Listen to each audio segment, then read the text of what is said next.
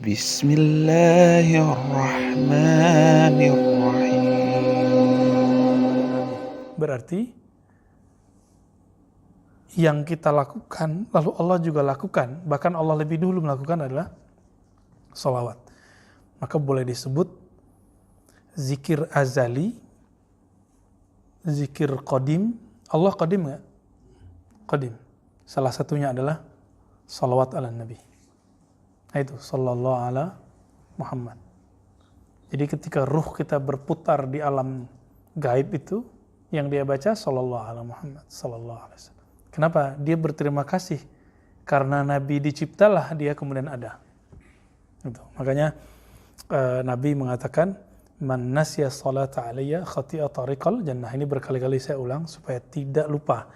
Siapa yang lupa salat kepadaku, maka dia akan tersesat masuk surga. Dia udah ke arah surga nih, tapi nggak ketemu-ketemu pintunya. Kenapa? Karena surga itu dicipta karena ada Nabi Muhammad sallallahu alaihi wasallam. Hanya untuk alu Muhammad, untuk keluarga Nabi Muhammad. Keluarga Nabi ada dua. Keluarga nasab, ada keluarga sanad. Keluarga nasab yaitu keturunan Rasulullah. Silakan.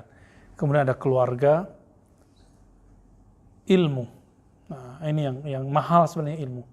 Kita ini kan wajahnya wajah-wajah Asia ya, walaupun ada yang keturunan nih, saya lihat nih beberapa ini. Tapi bukan itu yang penting ya. Man bata'a nasabu, bagaimana di Arba'in? Man bati'a amaluhu lam yusri'hu nasabu.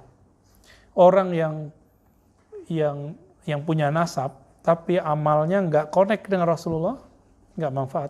Hadis ini bukan untuk menghujat ahlu bait seperti yang dilakukan oleh kawan-kawan kita yang benci dengan habaib. Amal ini kalau habaib aja nggak dijamin, apalagi ente gitu maksudnya. Gitu maksudnya hadis ini. Nah, jangan salah memahaminya, ya. Karena hadis yang sahih mengenai ahlu bait ada di Sahih Muslim. Sahih Muslim sahih nggak? Namanya udah Sahih Muslim. Apa kata Nabi? Inni tarikum fikum tsaqalain. Aku tinggalkan kepadamu dua wasiat. Yang kita kenal kan biasanya kitab Allah dan sunnah. Tapi hadis yang sahihnya bukan kitab Allah dan sunnah, itu hadisnya hasan. Yang sahih adalah kitab Allah dan ahlu baitku. Kitab Allah. Ya. Kalau kamu berpegang dengannya, kamu tidak tersesat. Yang kedua, ahlu baiti. Lalu Nabi mengingatkan sampai 3 kali. Uzakkirukumullahu fi ahli baiti. 3 kali. Aku ingatkan kalian mengenai ahlu baitku, ahlu baitku, ahlu baitku 3 kali. Berarti mencintai ahlu bait, mengerti ahlu bait, habaib yang ahli sunnah, itu wajib hukumnya. Makanya saya kalau ada habaib, walaupun gak alim-alim amat, ya kita dahulukan dia. Khawatir nih masuk ke hadis itu, walaupun kita tahu nih ilmunya biasa. Nah, ini namanya mengtakzim, menghormati, bukan mengkultuskan, itu beda. Ya, perbedaan kita dengan ajaran Syiah, mereka menganggap para imam zuriat Rasulullah itu maksum, dikultuskan. Maksum artinya apa? Terjaga dari dosa. Ya. Nah, berbicara tentang keluarga Nabi, pewaris Nabi, nah, nanti kita akan bahas di bab ke-10 dari kitab Awariful Ma'arif, salah satu kitab ilmu qalbu atau tazkiyatun nufus atau tasawuf dalam tradisi ahlu sunnah. Dan saya sudah menyampaikan berkali-kali, tasawuf adalah khas ahlu sunnah. Tidak ada ahli bid'ah mempunyai tasawuf. Ini perlu diketahui. Ya, jadi kalau ada orang mengatakan sufi itu tidak sholat, sufi itu menentang Allah dan Rasul, itu tidak benar. Berarti dia bukan sufi, dia suka film. Ya. Al-Bab Al-Ashir fi syarhi ratbatil masyakhah. Bab ke-10 mengenai penjelasan martabat atau tingkatan masyaikh, guru. Siapa yang berhak jadi guru? Siapa yang berhak jadi syaikh? Siapa yang berhak jadi mursyid? Kan banyak nih mursyid sekarang, benar gak? Ada dengar syekh mursyid gitu? Dengar ya? Atau ada yang diangkat muridnya, dinobatkan muridnya jadi mursyid? Atau ada yang nggak ngaku mursyid tapi ngangkat murid, Kalau saya ngangkat murid, berarti saya mursyid toh, walaupun saya nggak ngaku, ya kan? Saya nggak dapat izin mengangkat murid oleh guru. Lalu saya ngangkat murid, durhaka nggak? Ya. Durhaka, dan ini banyak sekarang. Orang nggak sabar mau jadi salik jadi murid. Karena nggak sabar jadi murid, lalu mendaulat dirinya menjadi mursyid. Nah ini banyak, maka banyaklah hari ini, mohon maaf, mursyid-mursyid palsu. Bahkan teman-teman, orang yang dikasih ijazah mursyid pun belum tentu makomnya mursyid. Kok bisa? Ya kan level mursyid macam-macam. Yang disebutkan dalam kitab ini, inilah mursyid hakiki. Yang kita sebut dalam istilah al-kamil mukammil. Mursyid yang perfect, yang ideal. Bukan berarti mursyid yang sempurna, enggak. Tapi mursyid yang ideal itu, ini yang dibahas di sini. Nah, makom ini adalah makom pewaris para rasul, para nabi, dalam berdakwah dan mengenalkan umat kepada Allah Subhanahu wa taala. Baik, sebelumnya mari kita baca Al-Fatihah. Semoga Allah membuka qalbu pikiran kita dan kita kirimkan untuk muallif hadza kitab, Imam Abu Hafs As-Surawardi. Al-Fatihah. Bismillahirrahmanirrahim. Ya Masih.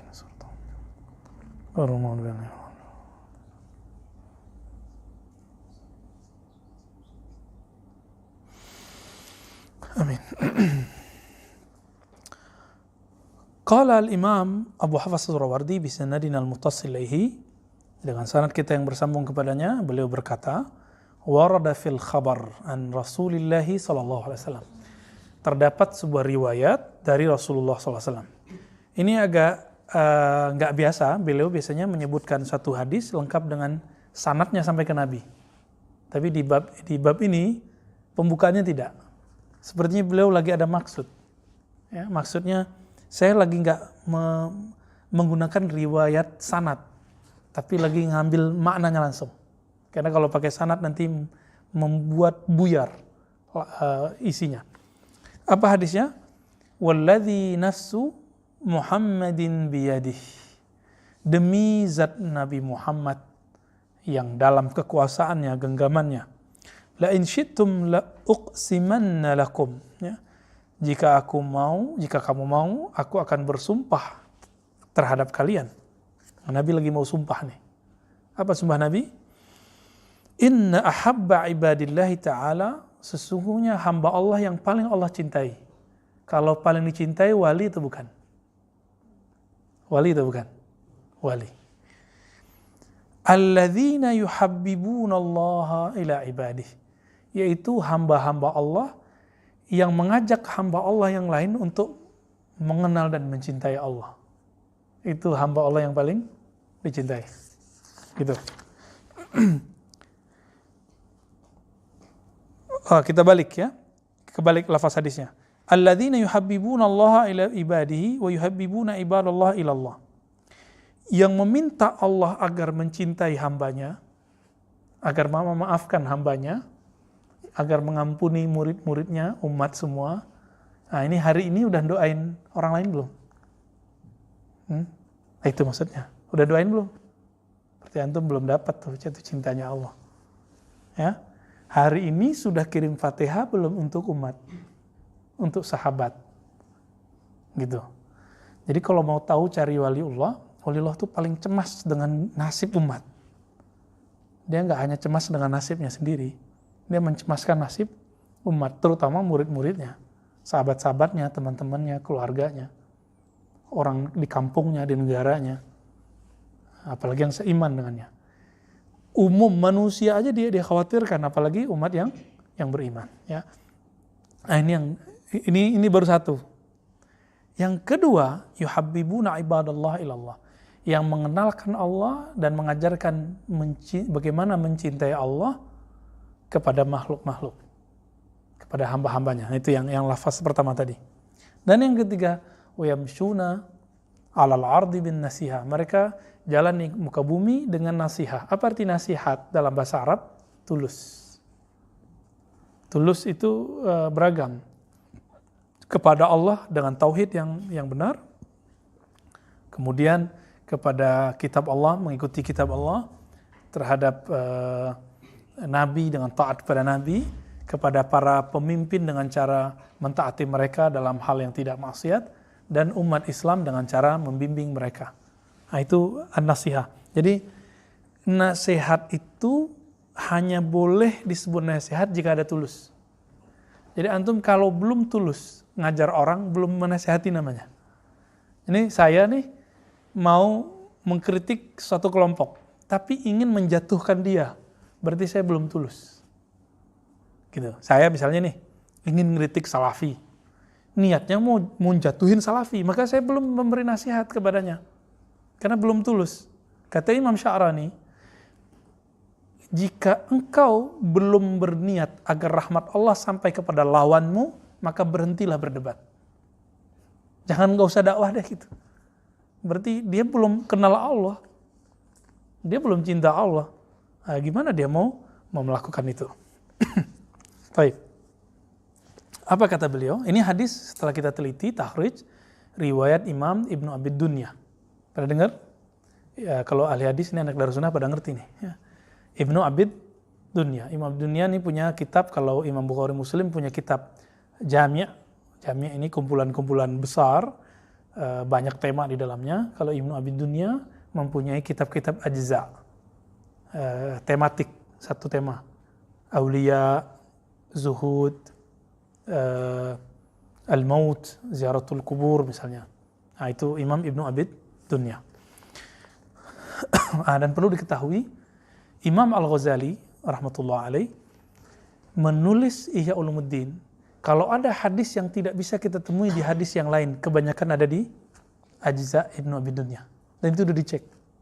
Maka penelitian terakhir dari beberapa syekh dan beberapa ahli hadis, peneliti hadis, ternyata hampir semua hadis dalam Ihya Ulumuddin itu ada sumbernya.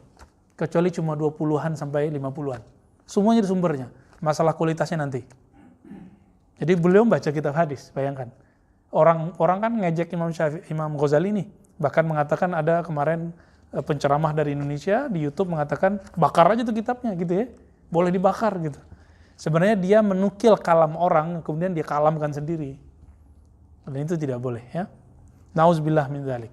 Bahkan pendahulunya Ibnul Jauzi mengkritik Al-Ghazali, tapi juga memujinya, bahkan mengikhtisar kitabnya Mukhtasar Minhajul Qasidin, yang sekarang dipakai oleh teman-teman Salafi untuk kitab Tazkiyatun Nufusnya, yang setelah diikhtisar oleh Ibnu Qudamah. Jadi coba lihat, Ghazali, Ihya Ulumuddin, diikhtisar oleh Ibnul Jauzi. Apa nama kitabnya? Mukhtasar Minhajul Qasidin. Minhajul Qasidin. Minhajul Qasidin diikhtisar oleh Ibnu Qudamah. Kitab ikhtisar inilah yang sudah diterjemahkan di mana-mana dan dipakai dalam majelis Tazkiyatun Nufus sahabat-sahabat kita Salafi. Ya, saya bersyukur juga sih. Nggak apa-apa toh. Ya, semoga ini jalan supaya kolbu kita, kolbu mereka lembut, gitu. Tapi sudah banyak yang dikurangi dalam kitab itu. Nah, ini yang perlu kita ketahui. Cuma bagusnya riwayat hadis yang menurut Ibnu Jauzi bermasalah sudah dibuang. Ya. Baik. Madza qala Al-Surawardi. Jadi Imam Surawardi ingin menjelaskan perspektif ilmu qalbu. Apa kata beliau? Wa hadza alladhi dzakarahu Rasulullah SAW huwa ratbatul masyakhah wad da'wati ila Allah Ta'ala. Yang Nabi katakan tentang orang yang paling dicintai oleh Allah adalah orang yang meminta Allah supaya mencintai hambanya dan mengajak hamba agar mencintai Allah, lalu berjalan ke bumi dengan penuh ketulusan, nasihat. 3 karakter ini adalah karakter yang dipunyai oleh orang yang menaiki makom masyakhah, syekh mursyid, wa da'wah ilallah, da'i kepada Allah SWT. Inilah makomnya Al-Habib Umar. Inilah makomnya muridnya beliau, adik kelasnya Al-Habib Ali ya, Al-Jufri. Inilah makomnya Syekh Ali Jum'ah, makomnya Syekh Ahmad Thayyib ya. Walaupun mereka tidak disebut mursyid misalnya, kayak Syekh Ali Al-Jufri kan tidak menyebut dirinya, Al-Habib Al-Jufri enggak menyebut diri mursyid. Ya. Syekh Ahmad Thayyib enggak menyebut dirinya mursyid, tapi beliau mencintai umat ya, walaupun ada kritik-kritik dari beliau. Di Indonesia banyak ya, banyak. Sangat banyak orang-orang yang dapat makom ini. Namun ada yang mastur, tertutup, ada yang masyhur. Nah, kebanyakan mereka mastur. Orang-orang yang mendoakan kita di saat kita lupa mereka, bahkan kita nggak mendoakan mereka, itu mereka mendoakan kita. Nah, ini yang saya katakan tadi. Karakternya apa tadi? 3. Coba antum punya nggak? Minta kepada Allah supaya Allah mengampunkan, merahmati makhluk. Yang kedua, ngajak makhluk untuk kenal kepada Allah, cinta kepada Allah. Yang ketiga, tulus. Tuh, 3 tuh. Jebol 1, coret. Ya, coret. Maka ada orang yang dulu diangkat jadi mursyid, lalu kemudian dia nggak tulus, coret dia terhapus namanya dari daftar ini, daftar orang yang dicintai oleh Allah. Mungkin di kalangan makhluk masih dianggap mursyid, syekh, ulama, tapi di sisi Allah bukan lagi. Nah, itulah rahasia kenapa ulama kita sering kirim Fatihah. Jadi kirim Fatihah itu bukanlah bid'ah.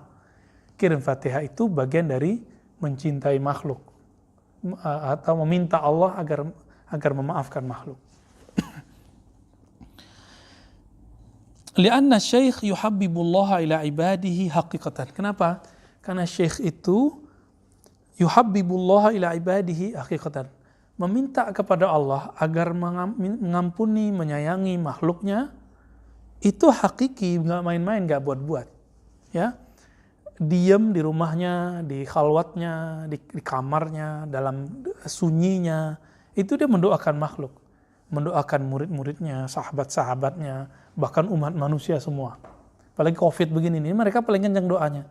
Tapi ingat, doa mereka bukan ya Allah, batalkan takdirmu, angkat COVID. Enggak, mereka nggak berani ngomong gitu.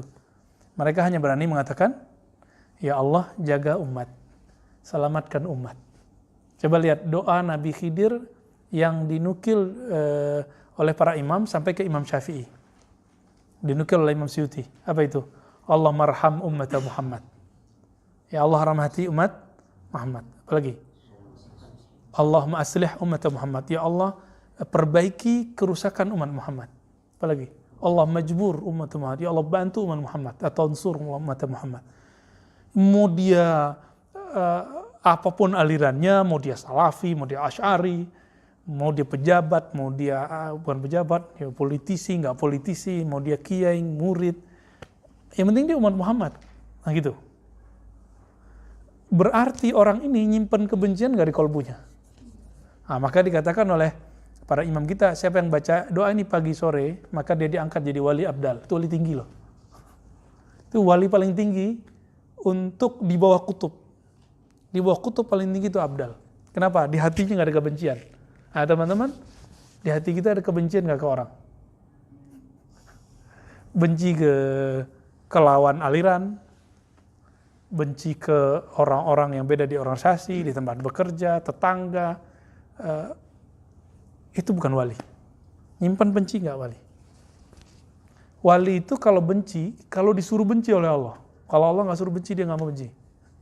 Gitu. Itu sebabnya wali-wali Allah mewarisi sifat Nabi SAW. Nabi Muhammad ketika dilempar, balas ngelempar nggak? Ketika diejek, balas ngejek nggak? Nah, inilah yang Al-Habib Al-Hakiki. Siapa yang disebut Habib Hakiki? Yang kalau dia dihujat, dia nggak balas menghujat. Dan saya melihat itu ada pada Habib Umar, Habib Al-Jufri. Tapi sebening-bening Habib Umar nggak pernah jelek-jelekin siapapun, itu boleh dihujat orang. Iya kan? Aneh gak tuh? Baik. Waratbatul masyakhah min ala rutabi min ala ratbi ya, atau rutabi fi tariqis sufiyah. Tingkatan masyakhah itu, syekh mursyid adalah tingkatan tertinggi dalam strata tarekat sufi. Nah, jadi teman-teman, kalau kita belajar fikih, ada yang paling tinggi namanya mujtahid. Masih ingat? Di bawah mujtahid ada tingkat-tingkatnya. Mujtahid mutlak, mujtahid apa lagi? Muqayyad, mujtahid apa lagi? Mujtahid mazhab, mufti, gitu ya. Terus baru muqallid di bawah. Itu istilah muqallid itu kalau di dalam tarekat sufi disebut murid. Mujtahid itu di kalangan sufi disebut dengan kutub. Makanya coba 4 imam mazhab yang bertahan itu imamnya siapa? Kenapa? Karena kutub itu memang dikenalnya 4 kutub utama. Nanti ada kutub-kutub yang lain. Tapi kalau kutub dunia memang 2, utara dan selatan. Jadi setiap ilmu ada fannya. Dalam ilmu hadis ada yang disebut al-hafiz. Al-hafiz adalah gelar tertinggi dalam hadis. Di zaman Nabi ada nggak gelar ini? Nggak ada. Bid'ah nggak? Enggak. Ini ilmu yang sah, mustaqil. Jadi istilah syekh mursyid, arif billah di kalangan sufi, mujtahid di kalangan ahli fikih, usul fikih, hafiz atau imam muhaddis dari kalangan ahli hadis, itu semua istilah baru, tidak ada di zaman Nabi, lalu diadakan sekarang. Diadakan di zaman setelah Nabi. Bid'ah? Enggak. Kenapa orang kemudian sentimen dengan sufi? Karena nggak mengerti analog-analog ini, gitu. Nggak bisa memajangnya secara al-kul bil-kul ya, secara tepat. Akhirnya yang terjadi, dulu di zaman Rasulullah nggak ada tasawuf. Berarti di zaman Rasulullah nggak ada fikih juga dong. Di zaman Rasulullah nggak ada ilmu hadis juga dong, kan gitu jadinya. Enggak, kita nggak ngomong gitu. Di zaman Nabi ada nggak hadis sahih dan hadis dhaif? Nggak ada. Terus ketika dalam tarekat sufi juga sama. Ada ma'rifat yang sahih, ada ma'rifat yang batil. Ada sama. Rawi yang dhaif, ada rawi yang sahih. Di kalangan sufi ada syekh yang kamil, ada syekh yang ghairu kamil. Artinya sama. Syekh yang bagus, syekh yang tidak bagus. Jadi sebagaimana dalam ilmu hadis rawi biasa dikritik, maka jangan heran kalau ada ahli sufi dikritik, itu biasa aja. Dalam fikih biasa nggak kritik mengkritik? Biasa, gitu. Jadi jangan lagi kaget dengan ikhtilafat, perbedaan-perbedaan itu. Taib. Namun teman-teman, apa yang ajib dari penjelasan hadis ini? Beliau mengatakan, mujtahid ke dalam usul fikih, hafiz, kalau dalam tradisi ahli tasawuf, masyakhah, syekh mursyid. Ini adalah niyabah ya. Fi tariqis sufiyah wa niyabatut nubuwah ya.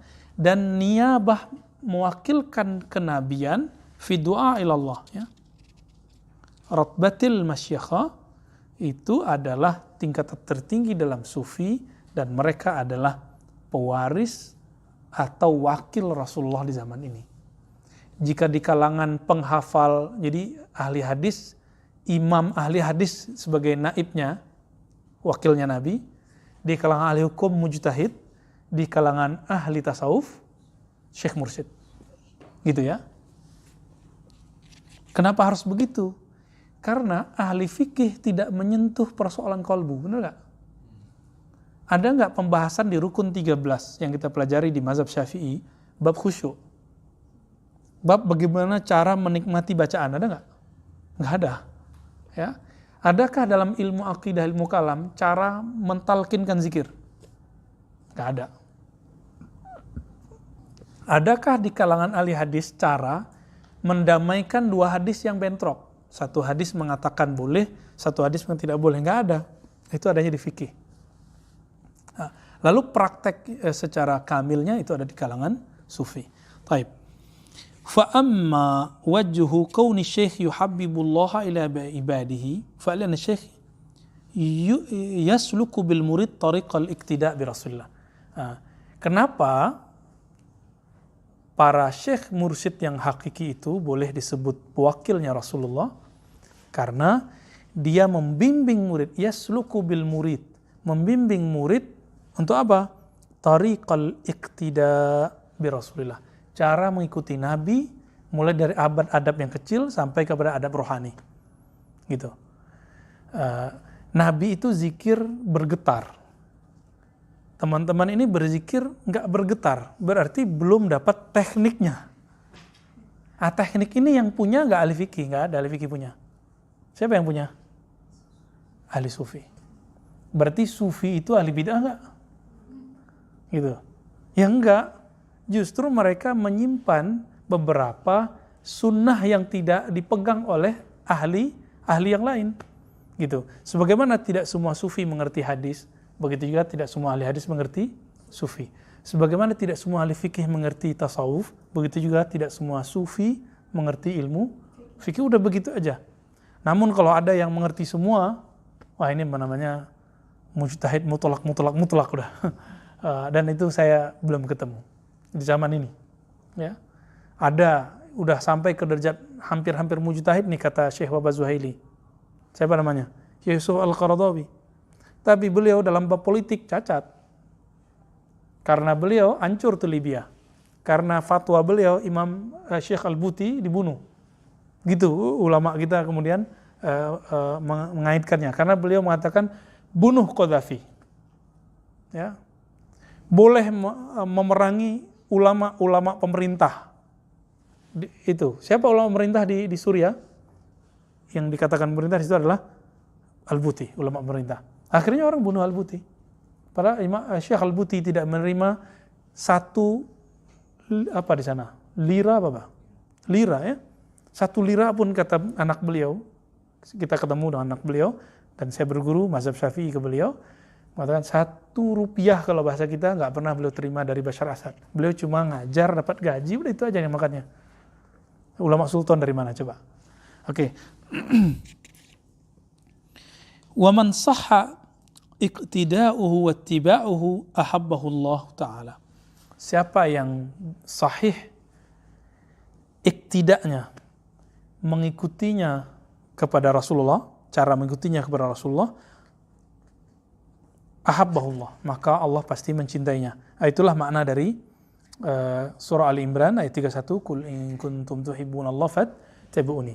Teman-teman semua, ayatnya mengatakan kalau kamu cinta Allah, maka ikuti aku. Siapa aku di situ? Nabi Muhammad. Udah lihat Nabi belum? Mimpi aja enggak. Terus gimana cara ngelihat Nabi?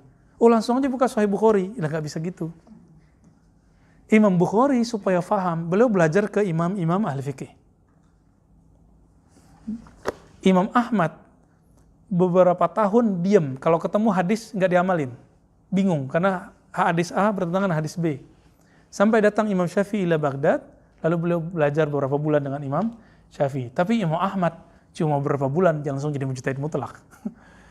Kita udah bertahun-tahun, ya mujtahid nggak jelas ya, mujtahid gadungan. Ciri-ciri mujtahid gadungan apa? Menyalahkan orang cuma karena berbeda. Coba, sekarang muncul mujtahid gadungan, mengatakan kalau hadisnya dhaif, berarti bid'ah. Ada nggak kaidah begitu? Kalau hadisnya dhaif, bid'ah. Ada nggak kaidah begitu? Nggak ada. Betapa banyak hadis yang dhaif, kalau diamalkan dia bukan bid'ah. Dia dhaif aja gitu. Buktinya coba lihat kitab Al-Azkar An-Nawawi, betapa banyak di situ hadis dhaif yang diamalkan. Ya kan? Kira-kira gimana tuh? Imam Nawawi ahli bid'ah karena dia mengamalkan hadis dhaif. Apa kata Imam Nawawi? Seandainya kamu mendapatkan hadis sahih lalu hadis dhaif, kamu amalkan sahih, tapi jangan lupa mengamalkan hadis dhaif walaupun sekali. Siapa tahu hadisnya sahih, cuma kamu nggak tahu kalau itu sahih, gitu. Kenapa? Ternyata penilaian sahih dan tidak sahih bukan dari Rasulullah, tapi hasil penelitian manusia. Bisa salah nggak? Nah, kita coba lihat. Imam Bukhari nulis kitab sahih, siapa yang ngeritik? Daruqutni. Ya kan? Berarti kitab Sahih Bukhari suci nggak? Enggak. Cuma asal level kita ngeritik Sahih Bukhari, mau taruh di mana muka kita? Ya, nggak pantas lah. Taib.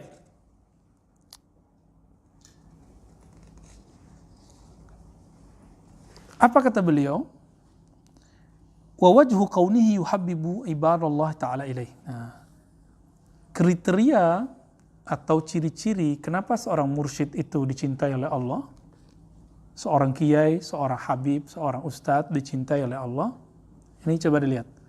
Annahu yasluku bil murid tariqat tazkiyah. Dia membimbing murid untuk melakukan tazkiyah. Apa arti tazkiyah? Penyucian jiwa. Jadi tazkiyatun nufus hanya salah satu bab dalam tasawuf. Jadi kalau ada teman-teman kita, sahabat-sahabat kita salafi mengatakan tidak ada tasawuf, yang ada tazkiyatun nufus, maka hanya sepersekian bab dari tasawuf. Kira-kira begitu. Ya. Jadi mereka bertasawuf nggak sebenarnya? Iya, cuma malu aja bilang tasawuf. Karena udah keburu membid'ahkan sufi, menganggap sufi zindiq. Wa idza tazakkatin nafsu in jallat mir'atul qalb. Nah, teman-teman, apabila cerminan kolbu, jadi kolbu itu ibarat cermin, dia bersih, maka apa yang di depannya, apa yang ada di sekitarnya terlihat nggak di dalam. Jadi kolbu itu kayak cermin cembung. Apa aja yang sekitar itu kelihatan. Itu sebabnya semakin bening, saya bisa menembus hati orang, gitu misalnya. Contoh, seperti saya kalau mengerti bahasa Arab, bahasa Inggris, saya tahu nih bahasa orang ini benar atau enggak. Kok bisa tahu? Ya karena sudah terasah, terlatih. Maka seorang mursyid itu kolbunya kalau diasah tiap hari, dia ketemu antum sekali begini sudah langsung bisa merasakan. Oh ini orang rajin nih, ini kurang rajin, ini rajinnya mut-mutan. Itu langsung kerasa itu, ketemu apalagi salaman tuh langsung getarannya ada. Ya. Kan wasfahu, bersalamanlah kamu, kan begitu di dalam Al-Qur'an. Karena salaman itu bisa menetralkan tapi juga bisa jadi awal dari jadi juri. Maka salah satu pengobatan kan dengan salaman, dengan sentuhan gitu. Ya. Tapi bukan berarti itu dia mengerti alam gaib, enggak. Karena kolbu bukanlah gaib. Kolbu bukanlah alamul ghuyub. Dia cuma antara alam gaib dengan alam nyata. Alam nyata dalam bahasa kitab ini disebut alamul malak. Jadi alam itu ada alam nyata, ada alam barzakh, nah, antara itu lalu ada alam baru alam gaib, ya, jabarut, malakut. Ya, kita mundurin isya, ngamalin hadis menakhir salat isya sebentar ya. Dan ini nggak boleh disalahartikan, salah gunakan ini. Kalau kolbu udah bening, ya jangan coba-coba jadi juri. Ya. Jangan coba disorot-sorot tuh hati orang, jangan. Nggak boleh. Itu nggak boleh. Kalau lawan jenis bisa pelet jadinya. Ya, nah itu bahayanya. Nanti dia bukan jadi mursyid, jadi sahir, kahin. Jadi tukang pelet. Yang ada apa? Dia memelet Allah gitu. Supaya Allah mau mencintai makhluk, itu yang ada. Jadi pelet hakiki adalah mursyid yang meminta Allah supaya mencintai makhluk, ngajak makhluk supaya cinta kepada, bukan ngajarin orang cinta dia, nggak benar. Enggak, itu otomatis ke bawah. Oke, tadi saya nanya, kita ketemu Nabi enggak? Maka kalau disebut fattabi'uni, ikutilah aku. Nabi Muhammad jaraknya dengan kita berapa abad? 15, 1400 kan sekarang? 15 abad. Mungkin enggak langsung mengikuti Nabi? Pakai video sifat sholat Nabi, Ustaz? Enggak bisa, kenapa? Cara sholat itu harus dipelajari pergerakan per huruf dari orang yang dia belajar ke orang sebelumnya, orang itu belajar ke orang sebelumnya sampai ke Nabi. Ini disebut dengan as-sanad bil fi'li. Sanad bil fi'li atau al-musalsal bil fi'li. Musalsal amal itu musalsal terbesar di dunia setelah Al-Qur'an. Jadi ada Al-Qur'an itu per hurufnya sama kayak Nabi. Tahu dari mana? Coba. Karena ada sanad guru. Antum mau kemana aja negerinya Quran gitu sama. Kecuali qiraatnya berbeda. Gitu. Kalau garansi Quran saya benar karena saya punya guru ahli qiraat, maka garansi sholat saya benar, saya punya ahli guru fikih, guru TPA dulu, bahwa dia sholat dari gurunya. Gurunya sholat dari gurunya. Jadi jangan lagi ngomong gini, ternyata sholat ala kampung kita salah, Tat. Gitu ya, kan ada yang ngomong gitu. Loh kenapa? Oh yang sahih tuh videonya sifat sholat Nabi.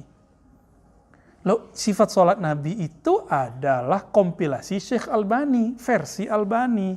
Belum tentu benar. Coba dicek. banyak ngacoknya, ya. Nah, tangan naik turun duluan mana itu juga udah kacau di situ, ya.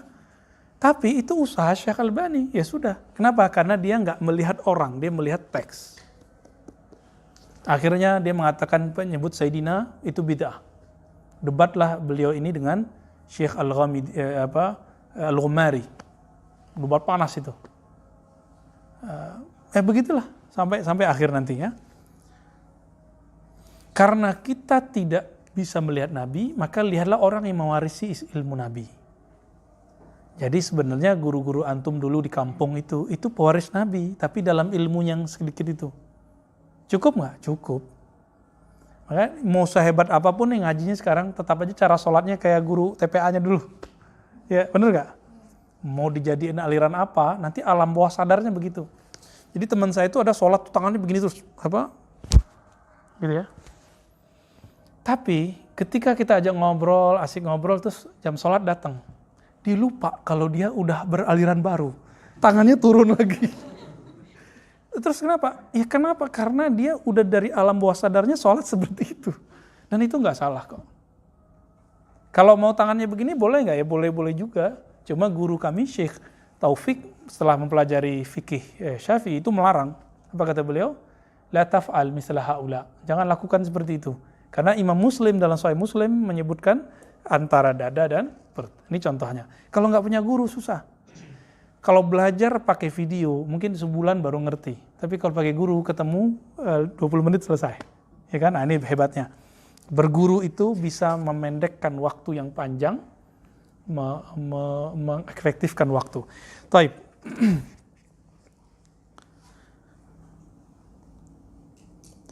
Wa na'akasat fihi anwarul azamatil ilahiyah. Maka terpantullah dari cermin kolbu itu, apa yang terpantul? Cahaya-cahaya ilahiyah. Maksudnya gini, semakin sering orang itu menyebut nama kekasihnya, nanti kalau alam bawah sadarnya itu nulis nama dia plus nama gitu. Tapi dia itu sering nyebut nama Nabi, maka yang sering dia coret-coret Muhammad. Yang sering dia omongkan Muhammad.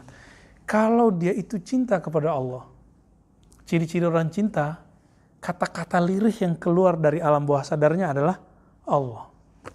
Al-mar'u ma'aman ahabba. Inilah yang dikatakan dalam hadis Sahih Bukhari. Seseorang itu akan selalu bersama dengan siapa yang dia cintai. Kalau benar nih, kolbunya kita itu cinta Allah, pasti yang diomongkan Allah. Sakit Allah, senang Allah. Gitu. Udah gitu belum? Ngaji itu lebih banyak mengingatkan kepada Allah daripada nyalahkan hamba-hamba Allah. Gitu. Itu lebih banyak, dominan ya. Walaha fihi jamalut tauhid, maka akan terpancar padanya keindahan tauhid. Tauhid itu indah loh ya. Tauhid itu mencintai Allah tanpa menyekutukannya. Dan itu indah.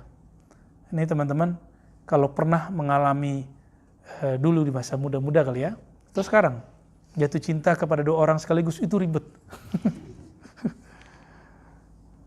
Taib.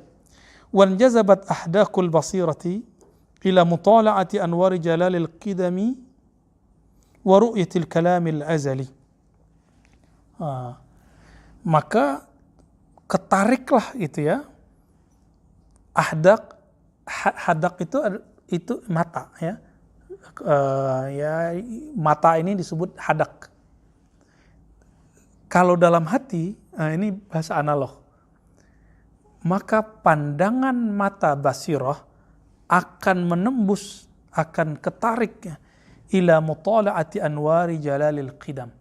Akan lebih tertarik memandang keagungan Allah yang Maha Qadim, wa ru'yatil kamalil azali, lalu melihat Allah yang Alhamdulillahi Rabbil Alamin.